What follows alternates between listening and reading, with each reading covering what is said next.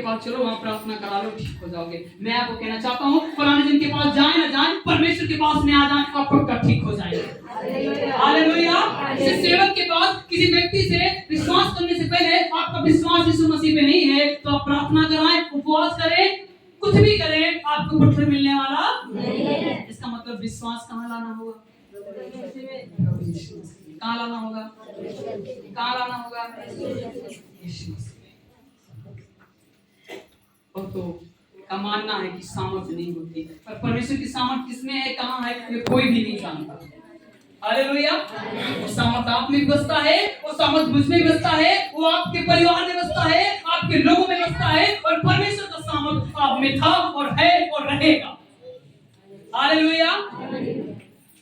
इतना सामर्थ सामने वाले लोगों में उतना ही आप में कुव्वत है, और भरोसा नहीं होता सामने वाले को भरोसा, मैं इनके लिए प्रार्थना करूंगा और इनके लिए तबीयत ठीक हो जाएगी। मैं कहना चाहता हूँ आपका भरोसा बनाए रखना यीशु मसीह में आपकी पैरवी को दिखाता है, और आपके विश्वास की पैरवी को दिखाता है, ताकि आप विश्वास योग्य बने खड़े रहने पाए। हालेलुया। ऐसे लोग नहीं जो कई बार अपने घमंड में चूर होकर और बेकार हो जाते हैं। सुनेगा, नंबर एक सबसे बड़ी बात थी कि परमेश्वर ने उनकी भाषा में क्या किया था? गड़बड़ी डाल दिया था। क्या किया था? गड़बड़ी डाल दिया था। लोग तो चाहते थे सिनार देश में जाकर, उस बेबीलोन में जाकर क्या करें? बस जाएं। क्या करें? लोग भागना नहीं चाहते थे वहां से, पर परमेश्वर की योजना थी अगर ये एक जगह बसे तो भारत की खोज नहीं हो पाएगी, अमेरिका की खोज नहीं हो पाएगी। ऐसा बताया जाता है वास्को डी गामा पहली बार भारत आया।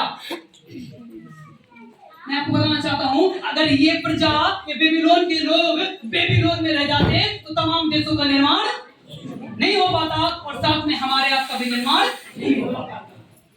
पर परमेश्वर ने उनको आशीष के रूप में गड़बड़ी जरूर डाली, उनको वहां से भगा जरूर दिया, बिथका जरूर दिया, बिखेर जरूर दिया, इसलिए ताकि सारी सृष्टि में मनुष्य फैल जाए। हालेलुया। गड़बड़ी लाने का एक बड़ा रिजल्ट था, बड़ा परिणाम था। गड़बड़ी इसलिए नहीं आई कि ठीक है वो वही लेके बेकार हो जाए, नष्ट हो जाए, पर इसलिए आती है कि आप विकास करें। अगर परमेश्वर ऐसा नहीं करता तो सिर्फ बेबीलोन की सिटी और टावर ही रहता, कुछ और वो चंगाई, छुटकारा, दिमाग, परमेश्वर की संगति उस गुम्मत तक रह जाती और हम आप तक नहीं फैल पाती। इसलिए परमेश्वर ने सारे मनुष्यों को स्कैटर किया, फैला दिया। कहां? पूरे संसार में। कहां फैला दिया? क्योंकि उनको समझ ही नहीं आ रहा था ये कह क्या रहे हैं।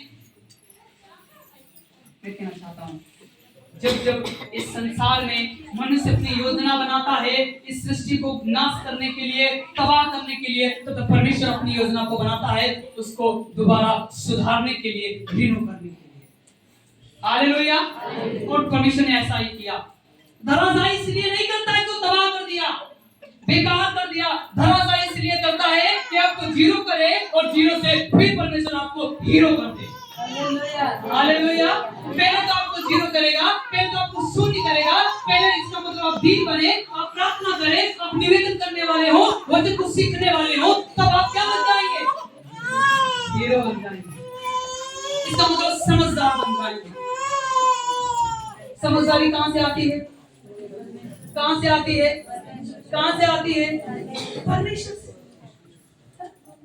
और जब तक परमेश्वर आपको बुद्धि नहीं देता, आपको बुद्धि नहीं आती। आप कल्पना करिए, जो आप 10 साल पहले खाना पकाते थे, आज के खाने में 10 साल खाने पकाने में आज फर्क है। इसे कह रहा हूं, जो आप अपने बचपन में अपने माँ बाप के जमाने में खेती करते थे, उस खेती से और आज जो खेती कर रहे हैं उसमें फर्क है। सही कह रहा हूं मेरे प्रियो?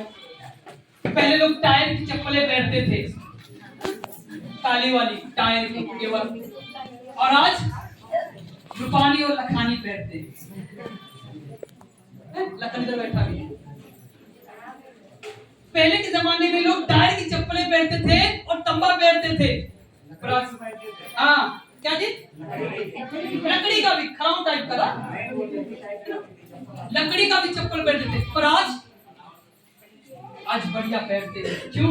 समय के अनुसार चीजें बदलती गई, परिवर्तन होता गया। वो टायर की चप्पलें हटती गई और वो लकड़ी की चप्पलें हटती गई और आज अलग किस्म की चप्पलें आपके बीच में मौजूद है, मार्केट में मौजूद है।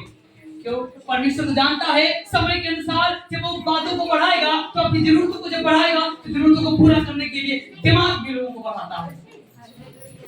हालेलुया। पहले तो आप हल्दी मिर्चा डाल के सब्जी पकाते थे, पर आज तमाम मसालों का इस्तेमाल करते हैं। Hallelujah, hallelujah. आप खुशबू डालने के लिए बहुत सारी चीजों का इस्तेमाल करते हैं। क्यों? क्योंकि जो 10 साल पहले आपका अनुभव था, आज वो अनुभव आपके पास में 20 साल का अनुभव हो गया। हालेलुया। मैं कहना चाहता हूँ, बीमारी इसलिए नहीं आती है आपके जीवन में, निराशा इसलिए नहीं आया, गड़बड़ी इसलिए नहीं आई कि आप इस संसार में रहकर विदा हो जाएं, अलविदा ले लें। पर कई बार गड़बड़ी इसलिए आती है, बीमारी इसलिए आती है, आप 0 से आप बढ़कर 100 के आगे भी बढ़ जाएं। हालेलुया। फेलियर कई बार ऐसा होता है, परमेश्वर आपको टॉप करना चाहता है। पहली बार में जब लोग फेल हो जाते, निराश होते, आप नहीं पढ़ेंगे, आप पेपर फॉर्म तक नहीं डालेंगे। पर वही पेपर अगर आप दें तो बहुत अच्छा नंबर लेकर आते हैं। मैं कहना चाहता हूँ, गड़बड़ी इसलिए नहीं है, बीमारी इसलिए नहीं है कि आप टूट जाएं, आप बिखर जाएं, आप बेकार हो जाएं, आप निराश हो जाएं। बीमारी इसलिए आई कि आप अपने आप को मजबूत करें और 0 से 100 तक पहुंच जाएं। Hallelujah, hallelujah. आप उन्नति करें। कई बार लगता अरे परमेश्वर हमें ही क्यों बुखार आया, हमारा ही परिवार क्यों संकट में आया। प्रार्थना करें, परमेश्वर आपके परिवार को संकट से निकालेगा, उन दरमियानों से निकालेगा और हो सका तो परमेश्वर आपके संकट के द्वारा बहुतों को भी उस संकट से खींच लेगा। भजनकार कहता है, परमेश्वर ने तो आपको खींच कर निकाला है। बोले हालेलुया। इसलिए आपको परमेश्वर की आराधना करनी चाहिए। इसका कंक्लूजन क्या सुनिएगा। नंबर 1, परमेश्वर उन बेबीलोन के बीच में क्या लेकर आया? गड़बड़ी, कंफ्यूजन लेकर आया। क्या लेकर आया? गड़बड़ी उस शहर के नाम पे ही पड़ गया। जो शहर का नाम था उसका मतलब ही था गड़बड़ी, कंफ्यूज करना, डाइवर्ट करना। बेबीलोन का क्या मतलब है? गड़बड़ी लाना या डाइवर्ट करना। दूसरा पॉइंट क्या है?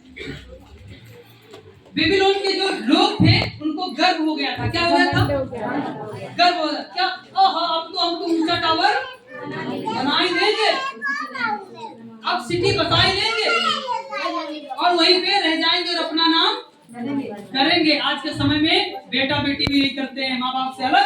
अब हम कमा ही लेंगे, घर बनवा के दिखाएंगे, खेत लेके दिखाएंगे, गाड़ी तुम्हारी छुएंगे नहीं लेके ही दिखाएंगे। पर साल नहीं लगता बच्चों को माँ बाप के पास दौड़ के आना पड़ता है, क्योंकि जो माँ बाप कर पाए वो बच्चे कर नहीं पा रहे। कहना चाहता हूँ, वही आप धीरज के साथ में कहते नहीं, हम चाहते कि तो वो हमसे घर बनवाए, तो परमेश्वर पक्का आपको माँ बाप के पास में निराश नहीं लौटाता, आपको घर देकर लौटाता। हालेलुया। फिर आप घमंड किए, आप अपनी ताकत पे, अपनी बुद्धि पे, मैं इतना कमा के साल भर में घर बना दूंगा, गाड़ी ले लूंगा। इसलिए इस गुम्मत की तरह, लोगों की तरह परमेश्वर आपको धराशायी करता है और निराशा में आपको घर लौटना।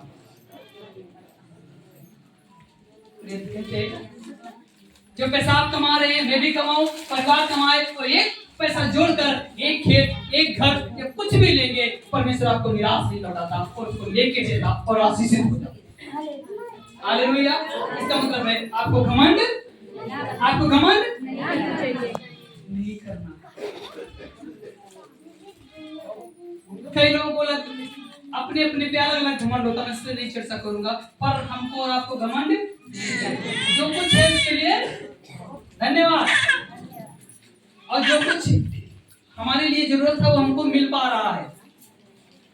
जो कुछ है उसमें आप धीरज रखिए।